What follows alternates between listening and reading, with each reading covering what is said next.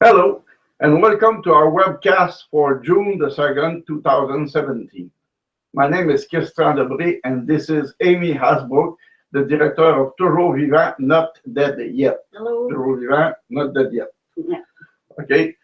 Toujours Vivant, Not Dead Yet is a non-religious organization by and for people with disabilities and our allies. Our goal is to inform, unify, and give voice to disability rights opposition, to assisted suicide, euthanasia, and other ending of life practices that discriminate against people with disabilities. So today's topics. First one, Not Dead Yet rallies at New York High Court against assisted suicide. So Amy Hasbrook would talk about it. Okay. Now, that's the only topic. that's the only, I see topics, and there is only one topic. Yeah. Okay. Disability rights activists from across New York State rallied against assisted suicide at the state's highest court on Tuesday, May 30th, as the court heard arguments in a case seeking to legalize the practice. Now, this is not the first time the New York highest court has heard a case on this subject. They heard one 20 years ago, and the law prohibiting assisted suicide was upheld at that time. The case was brought in 2015 by a group of doctors, patients, and assisted suicide proponents to challenge the state law prohibiting assisted suicide. The plaintiffs lost at the first two levels for a number of reasons. So, but it is not the highest court in USA. No. This is the second highest one. Right, exactly. If the plaintiffs lose, they have the option to appeal to the Supreme Court of the country of the United States. Okay. So this is the state's highest court. Okay. So here are the reasons. Despite the plaintiff's use of the term aid in dying, the lower courts found that the practice amounted to assisted suicide, which is what is prohibited by the state law. Okay. So they were trying to use the euphemism aid in dying. But Same as here. Right, exactly. Except over there, it was not The working court the didn't first buy time. it. The court didn't buy it. They said, no, this is assisted suicide, and that's what's prohibited by the law. Another reason is the assisted suicide prohibition does not violate anyone's constitutional rights, as decided in the Vacco versus Quill case in 2007.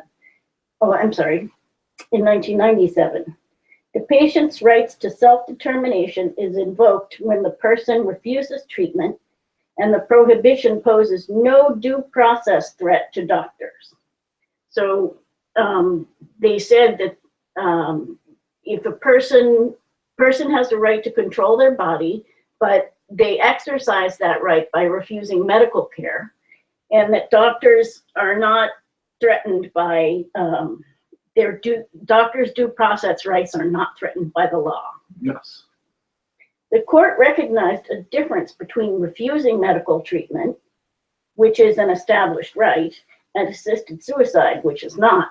So refusing medical treatment is saying, I don't want this treatment anymore, and I'm going to let nature take its course. And assisted suicide is the doctor makes a positive intervention To kill the patient. to kill the person, and that's the goal.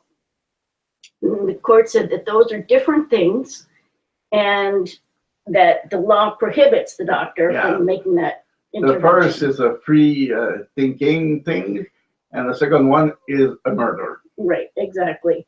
And that's one of the cruxes that happens in Canada, is that the Canadian courts don't really see that much of a difference between those two things. And so that's part of the reason that they allowed assisted suicide and euthanasia. Another reason is that this is a matter for the legislature, not the courts, to decide. Which is not the same in Canada. The court here said, you, the government, it's close, but not the same. You, the government, have to do a law to accept the assisted suicide. Right. And so the court decide there will be a law. Right. In USA, they say, no, this is a political thing. do your thing your own way, and we doesn't intervene. Right. Okay. Also, another reason is that there's no evidence of a consensus in society that assisted suicide is a good idea. So they looked at the polls and they said, well, polls, you know, the questions aren't always clear, and there's substantial still disagreement in the polls. It's not everybody who thinks it's a good idea. And, you know, when people answer poll questions, they're not always informed about the issues. So we And don't have a terms are not consensus. always clear for Right. the person itself. Right, exactly. So there's many ways that you could not answer to the right question or right to the question. Right, exactly. Also, the appellate court distinguished the New York case from the Carter case in Canada by explaining that Canada did not rely on the centuries-old legal tradition that there is no such thing as a right to take one's own life. So that's an American tradition. And yeah, but it's not only an American tradition. Right. Most countries in the world are the same. Right, exactly. Except in Canada now. Well, the Canadian court didn't acknowledge or rely on that. Yeah. And that Canada had also found a liberty interest in assisted suicide that U.S. courts did not recognize. Yeah. So if it exists really in Canada, which is, why do we have prevention of suicide group? right. Why exactly. do you finance them? Right. So suicide for everybody and free for all. Right. Right. Exactly. The courts restated concerns presented in the 1994 State Government Task Force report about the risks that could be presented to the elderly, poor, socially disadvantaged, and those without access to good medical care, and the role of treatable symptoms such as pain and depression in creating a desire for lethal medications. The study, the 1994 study, also found that it could open the door to euthanasia of those incapable of giving consent. So this is not the same argument here than in Canada. Right. In Canada, the lower court doesn't accept this kind of Right. argument. They didn't think that those were possibilities. They said you could protect against it, blah, blah, blah. But the report that New York did 20 years ago basically found that there was that danger and that disadvantaged people could be coerced, etc. And in Canada, in other case than Carter case, before, it was argued the same that in USA, plus or minus. Right, right, Okay. exactly. Why they did change their mind, I don't know. Right. Okay, Not Dead Yet and 10 other disability rights organizations filed amicus briefs at both levels of appeal. So they filed, all 11 groups filed a brief together in the court. New York attorney Adam Prezio handled the filing on behalf of the disability organizations. Quote, "Our basic position is that when some people get suicide prevention while other people get suicide assistance, and the difference is the person's age, disability, or health status, that's unlawful discrimination," said Prezio. "It's a problem that certain people are being told that others not only agree with their suicide, which is bad enough, but will even help them carry it out. It's a deadly form of discrimination. As our brief says, it violates the Americans with Disabilities Act." Another thing that Canada doesn't have, at least in the USA, they have a law who define at least basic and even some evoluted right to people with disability, which we doesn't have here. Right, exactly. Part of the ADA was creating a legislative history that talked about all the discrimination that people faced, that disabled people faced, and that this needed to be dealt with by a law. And so that's part of what the ADA does. And so in recognizing disability discrimination, the ADA protects people against this kind of discrimination. And it's like in Canada, this discrimination doesn't exist, which is not the case. It exists, and it is very powerful. right. Right now in Canada, people have equality rights under the Constitution, but there's nothing that specifically talks about the fact that disabled people suffer discrimination. Yeah. Okay, Marilyn Golden, Senior Policy Analyst with the Disability Rights Education and Defense Fund, summarizes concerns about a government-authorized, medically administered public policy of assisted suicide as follows.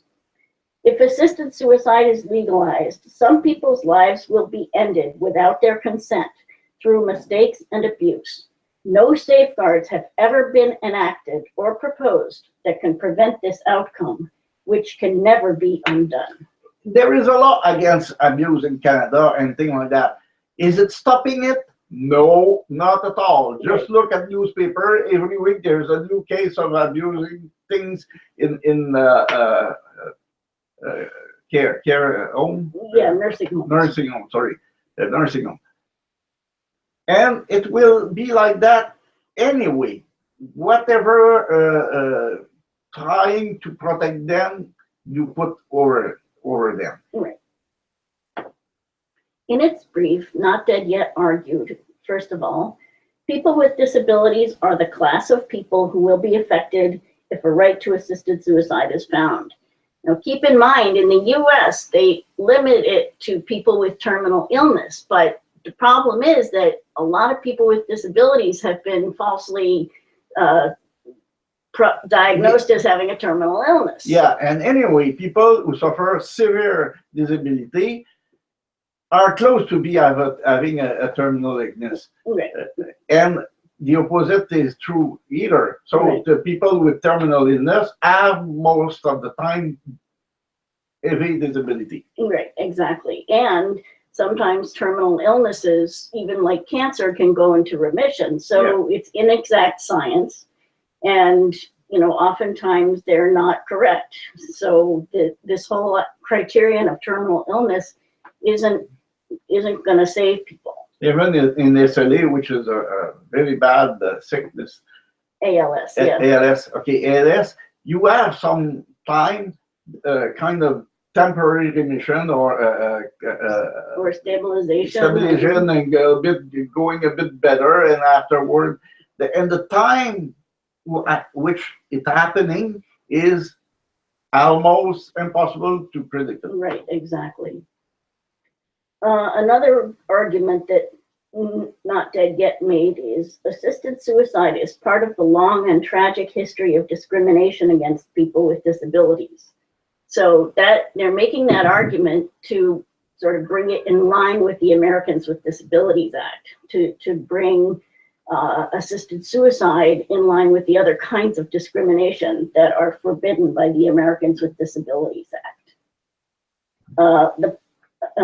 Another argument, the plaintiffs advocate a policy that denies people with disabilities the benefit of the state's suicide prevention protections.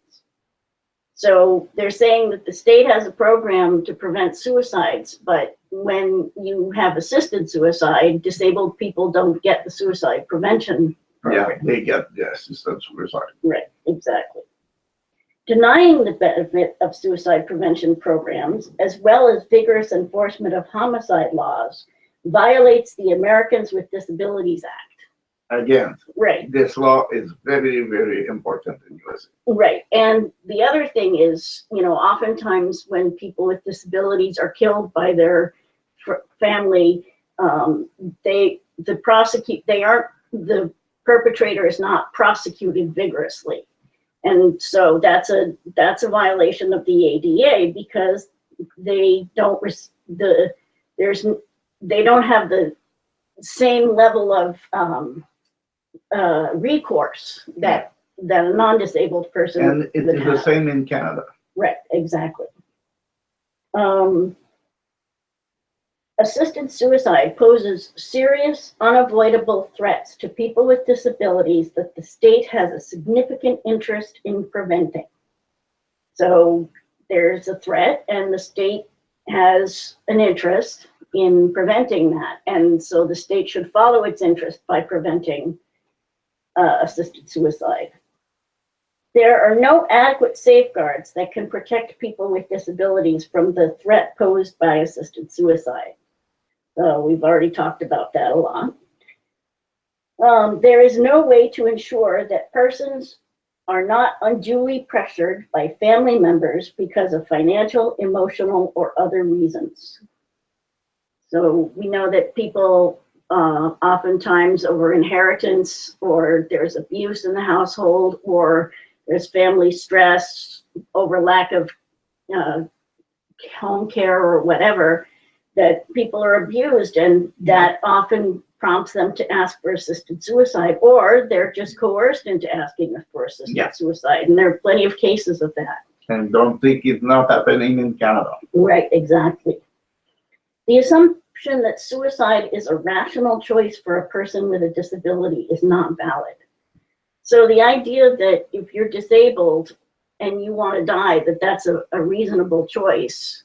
That's not true at all. Right, people exactly. with disability like their life.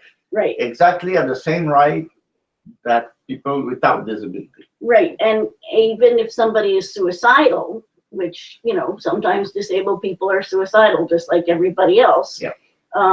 That doesn't mean they should be allowed to have suicide, because it's not a rational choice. No, it's not a rational choice to want to die. And it's not a rational choice because they are disabled. That's the point. That's discrimination. Right. That's exactly the point that we are talking here. Right. Discrimination. Right. The uncertainty of diagnosing terminal illness means many people with non-terminal disabilities may be killed. We already talked about that a little bit. The assumption that disability intrinsically deprives life of dignity and value is not valid.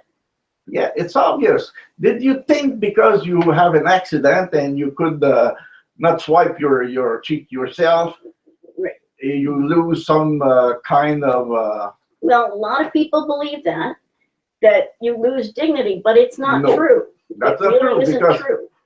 If it's temporary, nobody thought that you lose something, even if it takes 6 months to re-walk and walk again. Right. So what is the difference? There is no difference. Even if you don't walk anymore, you don't lose any of your dignity. Right. Dignity is not about whether you can wipe your ass, or whether you can eat on your own, or whether you can walk, or whatever. Dignity came with your existence. Right. You exist, you have dignity. Exactly. And so those are the arguments that Not Dead Yet put out, and a ruling is expected this summer from the court. So if you have any questions about the subjects that we talk about here, for more information, you can go to our Facebook page at facebook.com/toujours vivant not dead yet, all one word. Visit our website at tvndy.ca. You can email us at info@tv-ndy.ca, and we'll put you on our mailing list to receive the print copy of our webcast. And finally, you can follow us on Twitter @TVNDY. Thanks to Christian for helping out. Thank you. And thanks to you all for being there, and we'll see you next time. Have a nice week. Bye.